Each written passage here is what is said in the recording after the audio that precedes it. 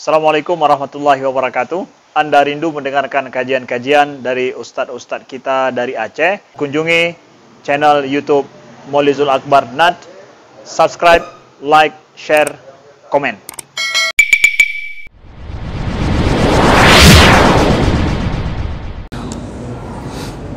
Assalamualaikum warahmatullahi wabarakatuh. Innal hamdalillah nasta'inuhu wa nastaghfiruh wa na'udzu bihi min shururi anfusina wa min sayyiati a'malina. Man yahdihillahu fala mudilla lahu wa man yudlil fala hadiya lahu. Asyhadu an la ilaha illallah wahdahu la syarika lahu wa asyhadu anna Muhammadan 'abduhu wa rasuluhul karim. Allahumma shalli wa sallim ala nabiyyina wa sayyidina al-Mustafa Muhammadin wa ala alihi wa ashabihi ajma'in, amma ba'd.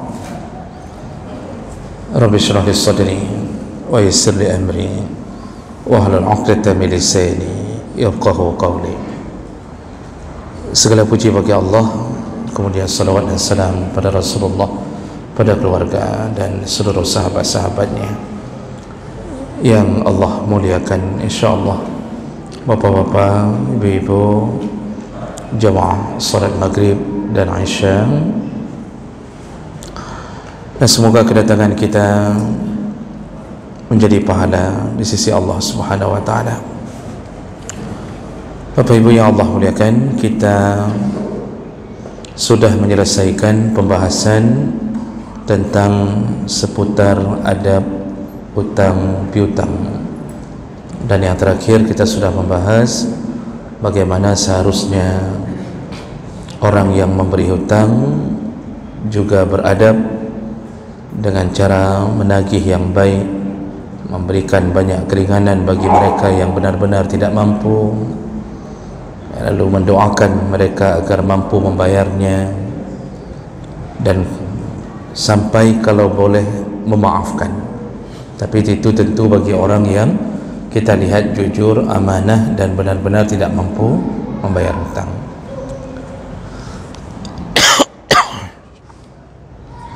Baik, kita lanjutkan. Kita masuk ke judul yang baru. Malam ini kita akan bahas tentang adabu at-tariq, yaitu adab ketika seseorang berada di jalan. Ya, maksud di jalan yaitu ketika duduk di jalan. Ya, bahasa kita, bahasa Indonesia, adab orang yang nongkrong. Ya, adab orang yang nongkrong. Nongkrongnya apa? Nongkrongnya nongkrong. Orang yang suka duduk di kedai kopi samping jalan, ya, kemudian duduk beramai-ramai, ya, di pinggir-pinggir, di kafe-kafe samping jalan. Ini semua diatur adabnya. Kalau tidak bisa melakukan adab ini, sebaiknya jangan duduk. Ya. Nah, ini yang mau diajarkan, sehingga judulnya adabut tariq, yaitu adab bagi mereka yang suka nongkrong di jalan. Nah, tidak mesti harus di kedai-kedai kopi, di depan rumah sendiri, duduk di atas teras atau duduk di tembok di depan pagar, itu juga sama. Ini harus punya adab yang dijaga, ya. Dan ini memang menjadi salah satu kebiasaan umat di akhir zaman, ya. Menghabiskan waktu dengan duduk-duduk. Pada dasarnya hukumnya mubah, ya, tidak mengapa selama dia tidak melalaikan waktu dari ibadah, dari kewajiban, dari hal-hal yang disunnahkan. Nah, oleh karena itu jangan sampai duduk-duduknya kita di samping jalan menjadi dosa, maka harus paham adab-adabnya, ya. Bagi orang Aceh tentu duduk di kedai kopi adalah sesuatu yang dianggap tidak bisa lepas daripada kehidupan. Dan ini banyak yang kadang-kadang tidak sadar duduknya menimbulkan dosa. Sebenarnya itu bukan pilihan utama untuk menghiasi hidup dengan duduk-duduk di samping jalan, karena tidak dilakukan oleh Nabi, tidak dilakukan oleh orang-orang saleh kebiasaan terlalu banyak duduk di samping jalan. Tapi walaupun begitu, seandainya pun kita harus melakukannya atau sudah menjadi kebiasaan, maka perlu dijaga adab-adabnya. Baik, kita mulai. Yang pertama yaitu ghaddul basar. Ketika duduk di samping jalan, amalan yang paling harus dijaga utama adalah menahan pandangan mata. Dan ini diingatkan langsung oleh Allah Subhanahu wa taala dalam surat Nur ayat 30. Allah Subhanahu wa taala menyebutkan kullil mu'minin yaghuddu min absarihim wa yahfazu furujahum zalika azka lahum innallaha khabirum bima ya'malun. Muhammad, beritahukanlah kepada kaum mukminin untuk menjaga pandangan mata mereka. Jadi yaghuddu absarahum, ghadda yaghuddu itu artinya menundukkan.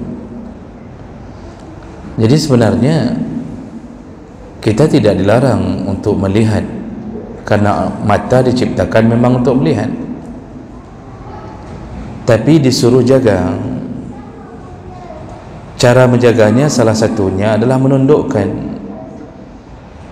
Makanya ketika kita melihat sesuatu yang indah di depan mata yang kira-kira bisa menimbulkan fitnah, syahwat atau apapun bentuknya,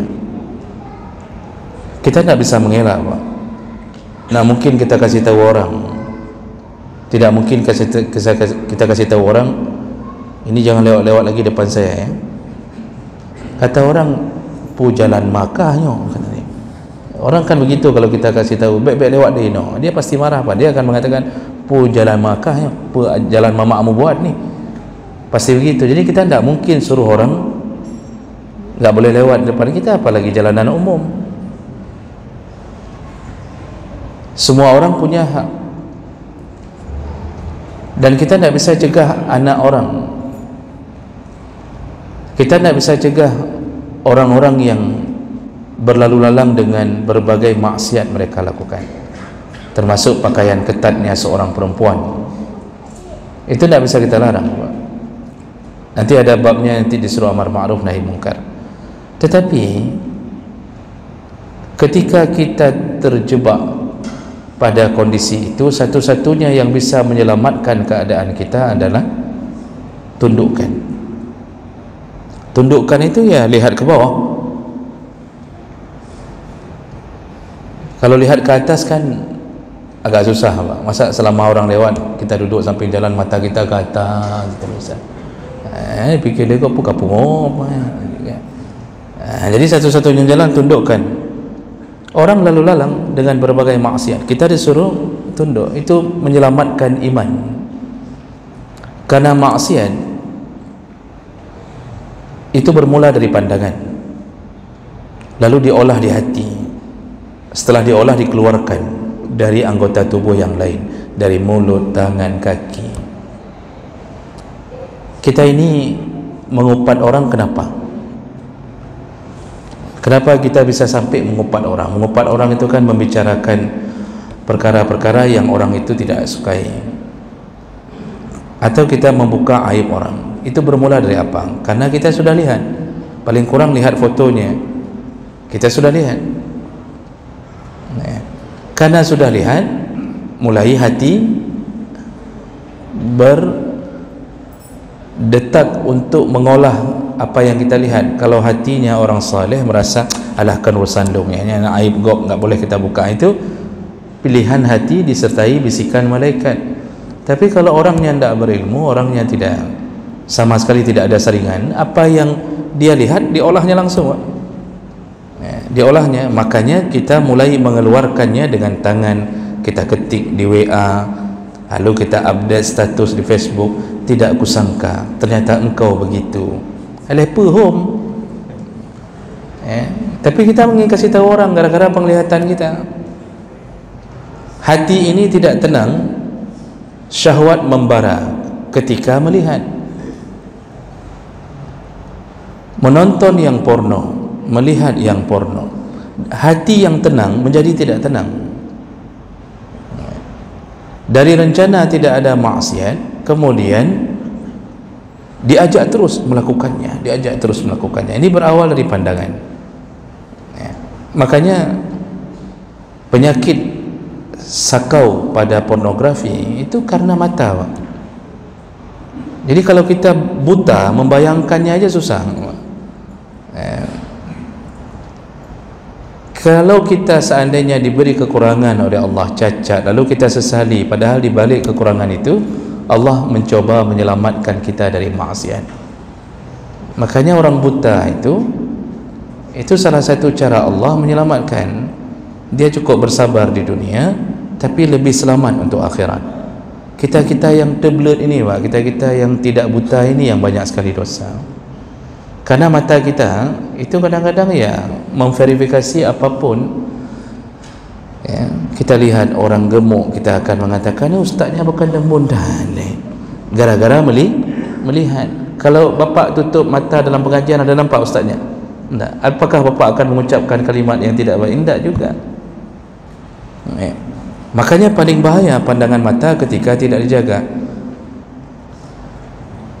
Sehingga ayat ini itu disambung dengan wa yahfadhu furujahum. Jagalah pandangan mata, tundukkan, lalu jagalah faraj, yaitu kemaluan. Ada hubung kait yang sangat kuat antara mata dan kemaluan. Mata dosa mengajak kemaluan untuk berdosa. Makanya yang paling banyak berzina yang melihat. Yang buta tidak ada rencana berzina karena dia tidak bisa membayangkan. Apalagi buta dari kecil, Pak.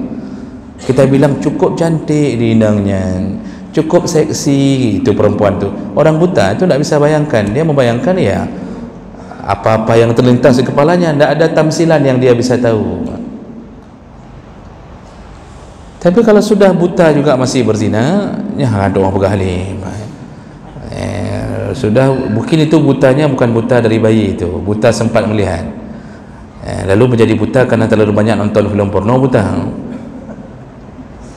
Ada mungkin mana ada buta dalam selimut, HP hidup sendiri dalam cahaya, lampu sudah dimatikan, dalam selimut bercahaya. Kita pikir anak kita mendapatkan karamah, padahal nonton filmnya dalam selimut. Sehingga terus-terusan. Dan ahli psikologi setelah meneliti itu, kalau kena sakau dari pornografi itu sakau itu bukan hanya pada sabu, bukan hanya pada narkoba, pada pornografi juga sakau, tidak bisa lepas. Jadi kepala ini terus meminta, apa-apa yang dilihat seksi. Lihat tiang listrik, nampaknya lain. Lihat kambing lewat, nampaknya seksi. Kecoak lewat pun terasa kurma. Pokoknya entah apa-apa yang dia nampak itu terbayang semuanya dalam keadaan porno. Itu untuk mengobatinya, kata ahli psikologi, saya baca 7 tahun untuk membersihkan jaringan ini. Dia tidak lihat sama sekali, 7 tahun tidak memikirkan, tidak melihat, baru bisa bersih ini otak. Kalau sebelum 7 tahun dia kembali, maka dia kena sakau lagi, dia kembali lagi. Kalau baru mencoba taubat 1 tahun 2 tahun tidak istiqamah, kena lagi, Pak. Kita sudah rencana taubat umur 50, puber yang kelima. Karena ada orang kadang-kadang sampai berpuluh kali puber, makin tua makin le puber. Itu kena lagi, tua-tua pun makin menjadi. Dan kami dapatkan orang-orang seperti itu, Bapak Ibu yang Allah muliakan. Semua berasal dari mana? Tidak menjaga pandangan mata. Dan salah satu kemungkaran dari mata ini ketika kita sering melihat, jadi difasilitasi oleh banyaknya duduk-duduk di samping jalan. Kita kalau sudah duduk samping jalan, siapa yang lewat terlihat. Dosa macam-macam. Ada aja yang kita komentari, ada aja yang kita lihat. Padahal kadang-kadang sudah punya istri, tetap dalam pandangan dia istri orang tetap lebih cantik. Begitu kalau syaitan sudah menghiasi, Pak. Padahal orang semua satu kampung mengatakan istri kita cantik. Tapi bagi kita, karena sudah sering duduk sambil jalan, sambil minum kopi lihat, yang lewat lihat, itu apalagi orang-orang yang sama sekali nggak dekat dengan Allah, itu tidak berusaha menahan matanya. Begitu lihat lewat, lalu dia mengatakan kok lagak lagu. Padahal di rumahnya ada bidadari yang lagaknya luar biasa, tapi dia dipicu oleh syaitan. Makanya orang kalau matanya dihiasi syaitan, yang jelek pun nampaknya cantik. Coba lihat orang pacaran, Pak.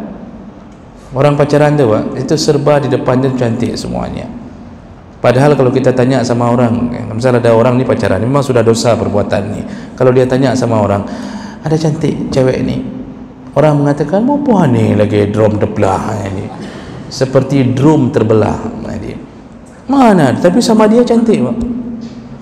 Kenapa?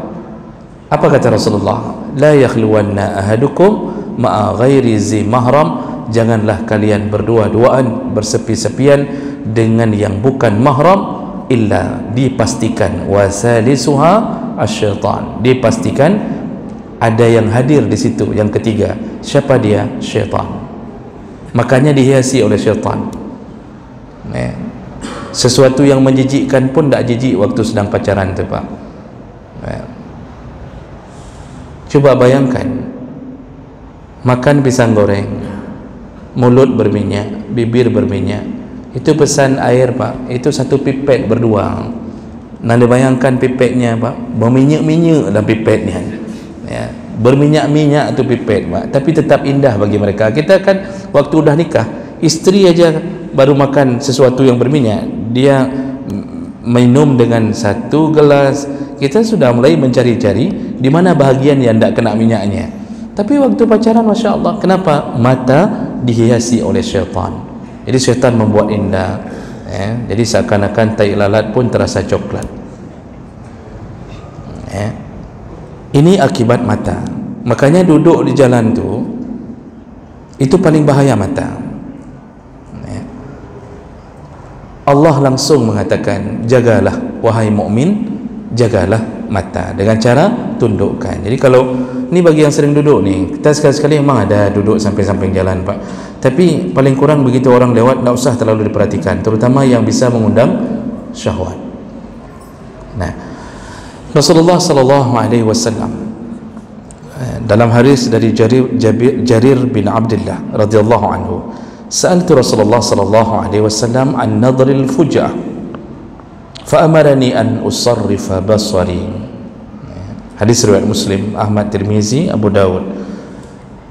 Jarir bin Abdullah bertanya ke Rasulullah, ya Rasulullah, bagaimana kalau tidak sengaja terlihat fujah, tiba-tiba terlihat, kita tidak ada rencana untuk melihat, tapi tiba-tiba lewat yang kira-kira berdosa di depan mata, terlihat. Apa kata Rasulullah? Fa'amarani, kalau sudah terlihat, kata Rasulullah, dia menyuruhku, kata Jarir, untuk memalingkan wajahku. Jadi terlihat itu tidak langsung dosa.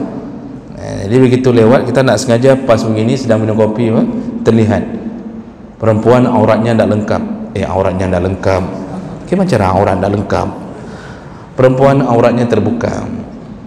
Kita tidak sengaja melihat begitu. Itu begitu terlihat, apa kata Rasulullah? Sarrif, palingkan pandangan. Jadi langsung disuruh lihat ke lain. Itu tahan betul tu, Pak. Karena syaitan akan angkat lagi dagu ni sikit-sikit dah pam gedang dom. Biasanya mana tu, Pak? Kita sudah coba lihat meninting bini, Pak. Itu terangkat, pura-pura ngomong sama kawan, kedih lah pandangan, Pak. Itu permainan syaitan. Permainan syaitan itu. Makanya tahan betul itu. Di saat itulah nafsu kita kuasai. Maka salah satu daripada jihad adalah jihad memerangi nafsu sendiri. Kita ini melawan dua perkara, Pak, syaitan dan nafsu. Sedangkan kita punya satu pedang bersama kita, iman, yaitu percaya tentang adanya neraka. Ini bahaya, ini masuk neraka. Makanya ketika Umar bin Khattab ditanya, bagaimana iman itu sebenarnya? Kata Umar, yaitu ketika engkau jalan lalu engkau menemui batang berduri, pohon berduri, lalu engkau minggir, ya, tidak engkau terobos batang berduri itu iman. Itu iman. Jadi ketika kita tahu ini dosa, lalu kita tidak terobos, kita tahan wajah kita tunduk, itulah iman. Kita yakin, ya Allah, ya, jangan jadikan ini sebagai perkara untuk menyebabkan masuk neraka. Makanya dulu dalam salah satu kitab tentang kisah orang-orang saleh, itu dulu disebutkan dalam kitab itu, kejadiannya di Fes, Maroko, ya.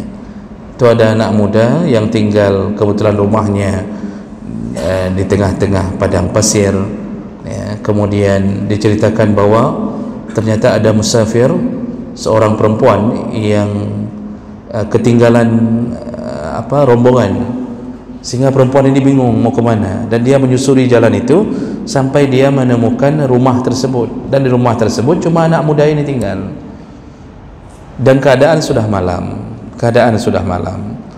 Lalu kemudian akhirnya si perempuan ini karena tidak berani lagi melanjutkan perjalanan, dia minta izin kepada orang ini untuk menginap di situ, walaupun hatinya berdebar-debar karena dia tidak kenal siapa orang ini. Lalu kemudian ternyata pemuda ini pemuda yang saleh, pemuda yang menjaga agamanya. Perempuan ini dipersilahkan untuk tidur di ruangan yang berbeda dengan dia sambil menunggu pagi.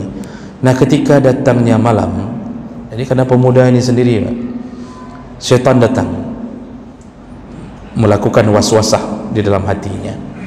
Lalu kemudian pemuda ini tergelitik hatinya untuk mencoba melihat lebih jauh tentang keadaan si perempuan, ya. Akhirnya dia bangun di tengah malam itu, si perempuan sudah tertidur kelelahan.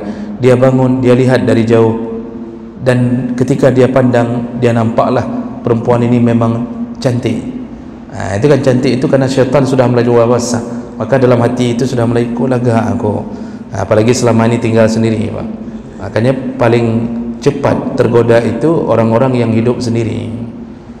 Makanya para bujangan itu kalau sudah ada rezeki, tak perlu nunggu PNS, Bang. Apa saja menikahlah. Yang jadi masalah tidak ada yang mau menikah sama dia, itu yang jadi masalahnya. Kalau tidak sanggup, maka berpuasalah. Jadi pemuda ini dibisikkan begitu, dan dia memandang, Masya Allah cantik, tergodalah hatinya. Ketika matanya terus memandang, semakin tambah kecantikan perempuan ini. Itu di tengah malam, perempuan ini sedang tidur. Lalu dikisahkan bahwa tiba-tiba datanglah imannya, bangkitlah imannya sebagai pejuang untuk memelihara dia. Nah, imannya mulai berbisik, takutlah engkau kepada Allah, takutlah engkau kepada neraka Allah. Lalu hatinya bergolak, Pak. Hatinya satu ingin mengganggu, satu lagi mengatakan jangan ganggu. Karena kita ada dua bisikan. Kita dalam hidup ni, Pak, di hati ini ada dua bisikan, yaitu lammatus syaitan wa lammatul malak, yaitu bisikan syaitan dan bisikan malaikat. Kita sering ditolong oleh malaikat, jangan. Kan sering, Pak, kadang-kadang kalau kita mau berantam tu kan, syaitan kan mengatakan katakan ayo. Oh, hebat haji, kahagam ji agam. Kamu laki, dia laki, kahambo ju. Itu syaitan sedang bicara, Pak. Jadi bahasa kahambo ju itu syaitan. Makanya ketika kita mau berantam dengan tetangga, isteri datang dari belakang, "Ne hambo ju," kata isteri. Itu isteri kita adalah setan. Nah, itu bisikan syaitan. Nanti malaikat menolong kita, jangan bersabarlah, fikirkanlah baik-baik, jangan nanti efeknya panjang, nanti kamu begini, nanti kamu, itu bisikan malaikat. Kita iman kita yang memenangkan pertarungan itu.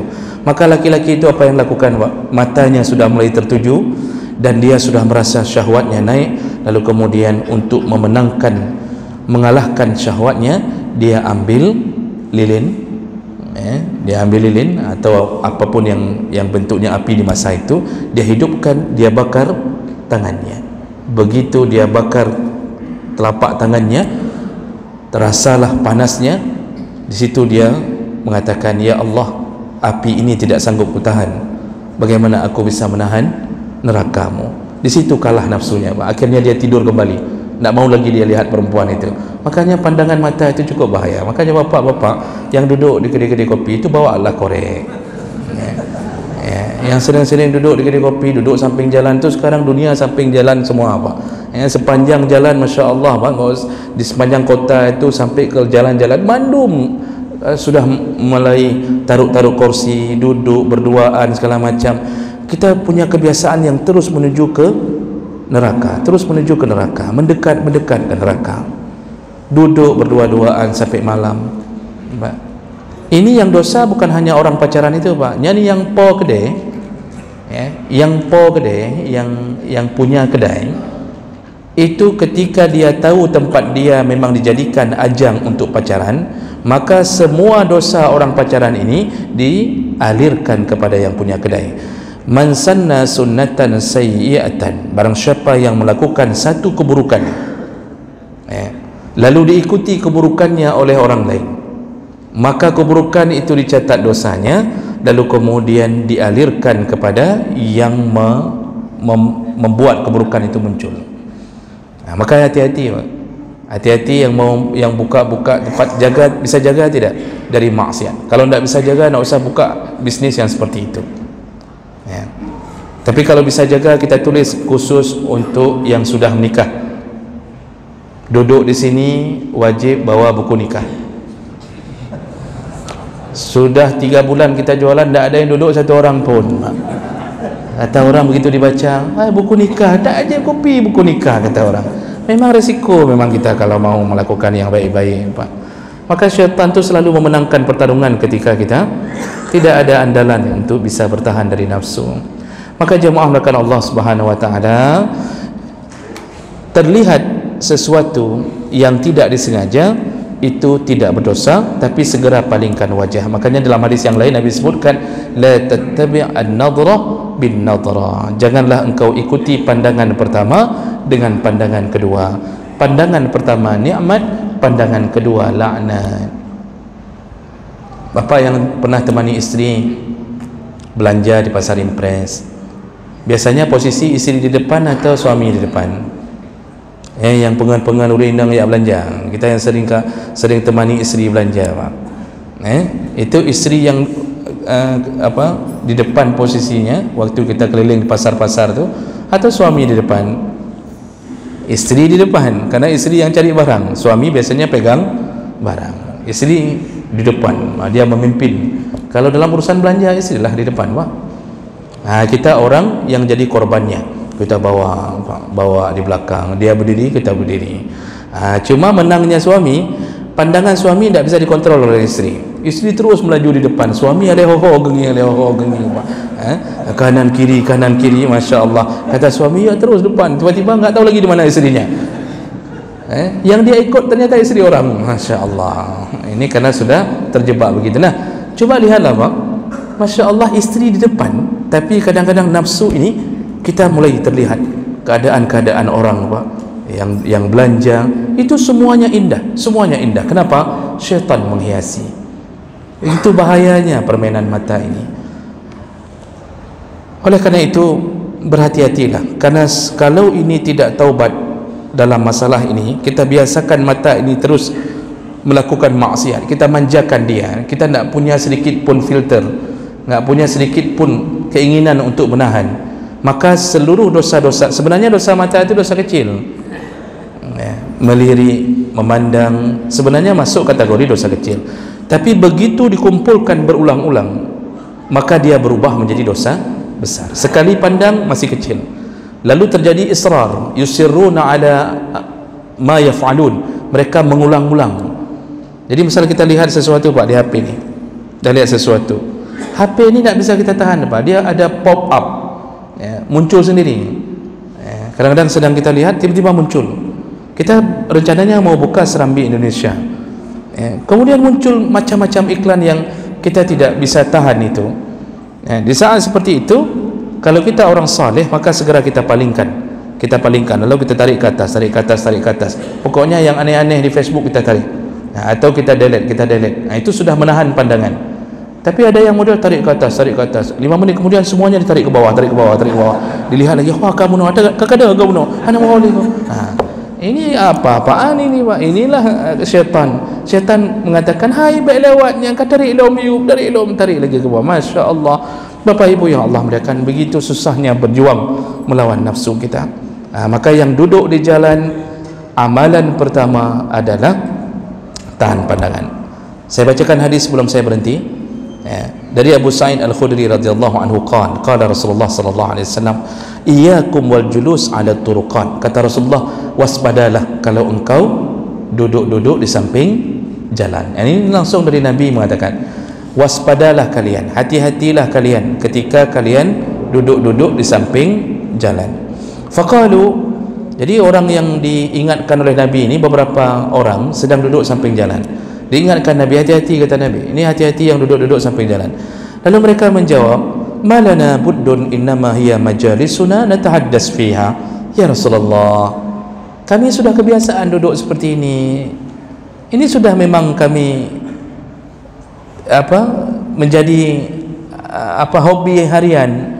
Duduk-duduk seperti ini memang sudah kami lakukan. Kami tidak susah nih kalau kami tidak duduk-duduk begini, kata orang-orang yang sedang duduk ni. Qala, lalu Rasulullah menjawab, fa iza abaitum illa al-majalis, seandainya kalian tidak bisa menghindar daripada duduk-duduk di samping jalan atau membuat majlis di samping jalan, maka fa'atut tariq haqqaha, berikanlah hak-hak kepada jalan. Di situ Nabi menyebutkan berikanlah hak kepada jalan. Apa dia? Qalu wa ma haqqut tariq, apa hak jalan itu ya Rasulullah? Artinya apa yang harus kami jaga ketika di jalan ya Rasulullah? Kata Rasulullah, yang pertama ghaddul basar, jagalah pandanganmu.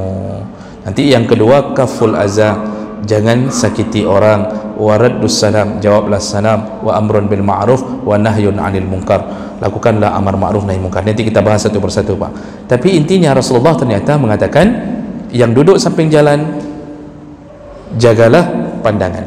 Lalu di ujung hadis Rasulullah mengatakan, seandainya kalau tidak bisa melakukan ini, maka maksud Rasulullah adalah jangan duduk.